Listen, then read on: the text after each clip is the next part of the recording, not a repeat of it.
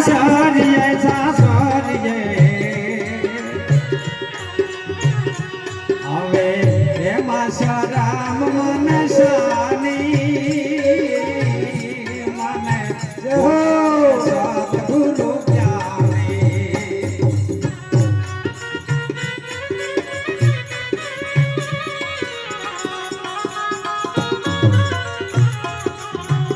મને બોલાવે સતગુરુ જ્ઞાની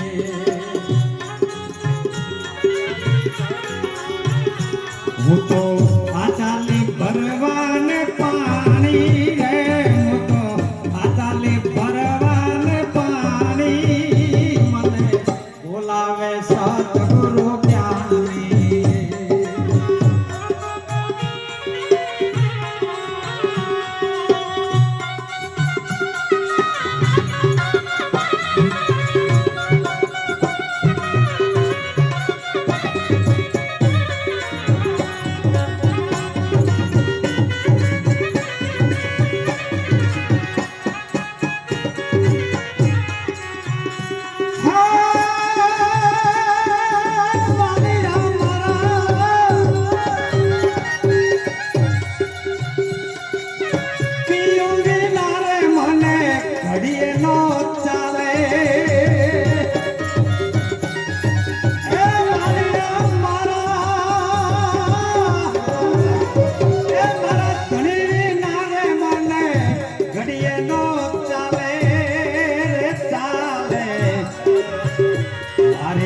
વીતી જાય છે જુવાની મારી વીતી જાય છે જવાની બોલાવે સતગુરુ ક્યારે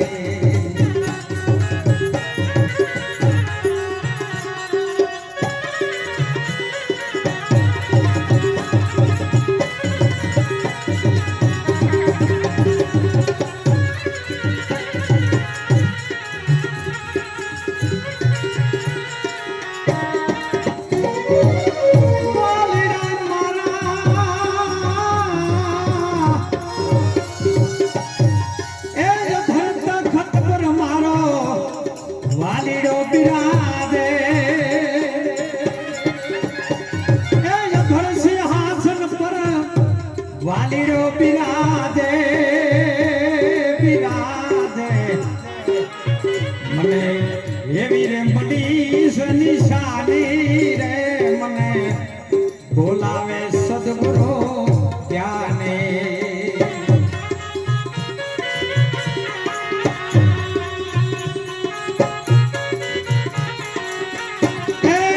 ગગન મંડળ માયા ઉન્મુખ કુવો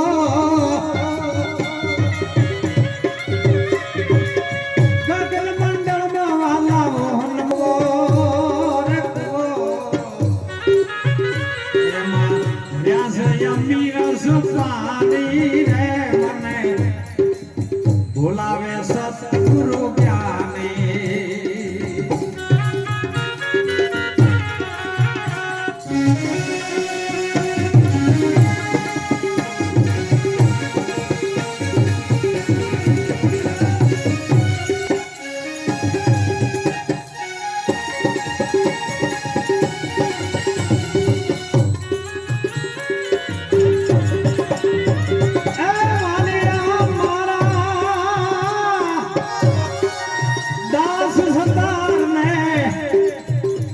જ્ઞાની બની ગયા દાસ સદાને ગુરુ અનવર બની ગયા મને વાત બતાજી સાની સાની મને આ વાત બતાજી સાની સાની મને બોલાવે તો આવા સદગુરુ જ્ઞાની છોડીને પિયરિયું મારે જાવું હાહરીએ હવે આપણને તો હાહર જાતે શરમ આવે કારણ કે લગ્ન જ નહીં કરવા તો સંસારીનું સુખ એવું કાચું અને પરણીને પાછું રંડાવું પાછું એ મુખડાની માયા લાજી મને મોહન પ્યારા મીરાબાઈને લાગ્યું ને એટલે બધું મૂકી દીધું સાહેબ. મને ઘણી વખત પ્રતિભાઈ કે બાપુ તમે ઉપદેશ કરો, કીધું ઉપદેશ ના થાય લ્યા કોઈ દાડો બોધ થાય, ઉપદેશ ના થાય, સમજણ લાય, ઉપદેશ ના થાય. કે બાપુ ચમ ઉપદેશ ના થાય? કીધું જલંધર નાથે ગોપીચંદ ને ઉપદેશ કર્યો, 92 લાખ માળવો મેલી દીધો. મીરાબાઈને રોહિદાસે ઉપદેશ કર્યો, મેવાડ મૂક્યો. જય હો જય હો. અરે હરિચંદ્ર ને તારામતીએ વિશ્વામિત્રએ ઉપદેશ કર્યો, રાજપાટ ત્યજીને એક નોકરી શમશાનમાં કરવા તૈયાર થયો. એટલે તમે તમારા ખિજાનથી 10 ની નોટ છોડવા તૈયાર ના થો, તમને ઉપદેશ શું થાય? આ તો જેને જેને ત્યાગ કર્યો છે ને ત્યાગે છો આગે. અને એટલા માટે ભારતના સંતો તમને તરફ લઈ જાય કે તમે જાગજો, કળી કાળનો સમય આવ્યો છે, ટેકનોલોજીનો યુગ છે સાહેબ. આટલી બધી જ્ઞાનની કદાચ વાત ટપવું ન પડે, કારણ કે તો આપણા ભારતની અંદર સંતોના શાસ્ત્રો એવું બોલે પરથી ભાઈ કે દુર્યોધનના દિલમાં દગો ને લેવી સતીની લાજ. એ 88,000 ઋષિ જમાડ્યા, 88,000 ઋષિ જમાડ્યા.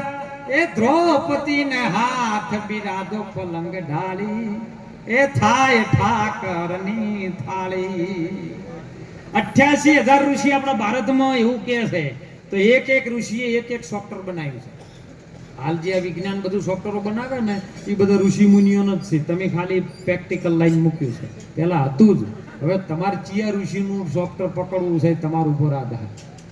ઘણા એ કહે છે કે અમને આત્મા ઓળખાઈ ગયો, આત્મા ઓળખાઈ ગયો. આત્મા જમતમ નહીં, આત્મા સ્વયં શક્તિમાન છે. આત્માની ગતિ તમને સમજાવું સાહેબ, 10 મિનિટનો સમય. જો એમાં ટપો લાગે લાગે, હજી હું જ ફોફો મારું હો. આપણા ભારત ભૂમિના સંતો એના યોગ દ્વારા જે મળેલી જે જડીબુટી છે એની વાત ઉપર આધાર કે સૌ પ્રથમ કશું જ નહોતું, એક જ તત્વ રમી રહ્યું છે, શિવ તત્વ છે. સંતોના શાસ્ત્રો એવું કહે છે, દેખાતું નથી પણ છે. પવન આવે એટલે તમારી ચામડીને સ્પર્શ થાય એટલે તમને ઠંડક આવે, દેખાતો નથી પણ છે ખરો કે? આ તો કે માતાઓ નહીં લ્યા, મંદિરોમાં જવાનું નહીં.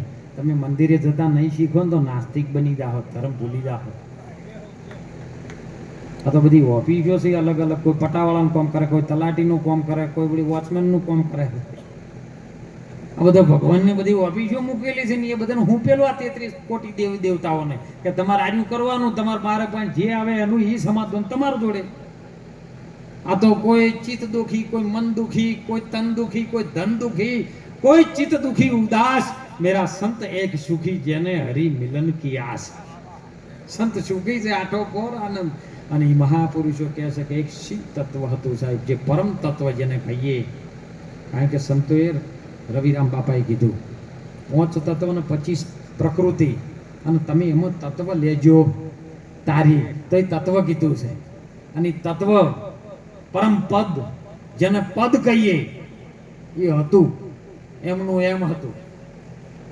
તમારા પાસે પદ કોઈ આવ્યું પણ પદ જો તમારા પાસેથી લઈ રહેવામાં આવે ને તો પાછળ સણા ન આવે. તમારા પદ છે ત્યાં સુધી મજા કરી લો, અને પદ છે મોણસનું પદ તમને મળ્યું છે તો મોણસના રીતે જીવી લો.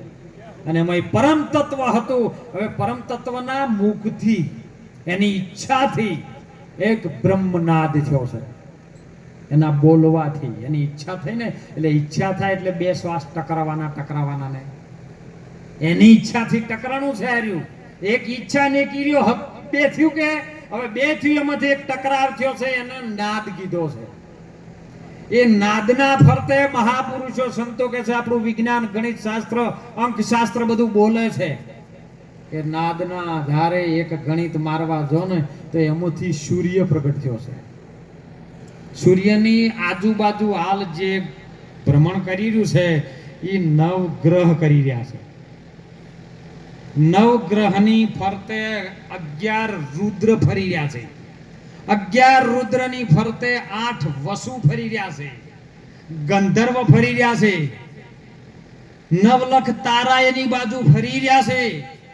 એથી સહેજ ગુરુત્વાકર્ષણનું બળ પાતળું થાય એટલે એક લાઈન જવા વાળી થાય ને એક આવવા વાળી થાય. એમાં ગુરુત્વાકર્ષણનું ઉપરનું બળ થોડું કપાય છે એટલે એના કિરણો સૂર્યમાંથી જે નીકળતા ધરતી સુધી આવવા માટે એના તરંગો નીકળે છે. વચમાં આવે છે 27 નક્ષત્ર.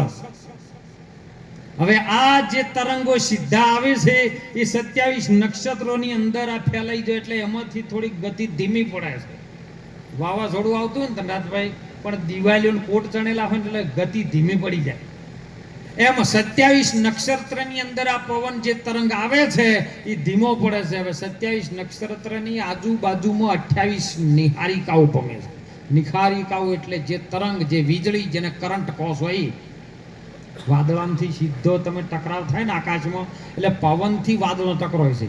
સે પાણી જ વાદળ એટલે કોઈ ધુમાડો નથી, પણ ઓયથી ઉપાડેલું બાષ્પી ભવન થયેલું પાણી આકાશમાં જાય એટલે ગુરુત્વાકર્ષણનું બળ તેઓ પાતળી હવા છે એટલે બરફ જામી જાય અને બરફ ટકરાય ને એટલે એની અંદરથી પહેલી વીજળી નીચે આવે ને અવાજ પછી આવે.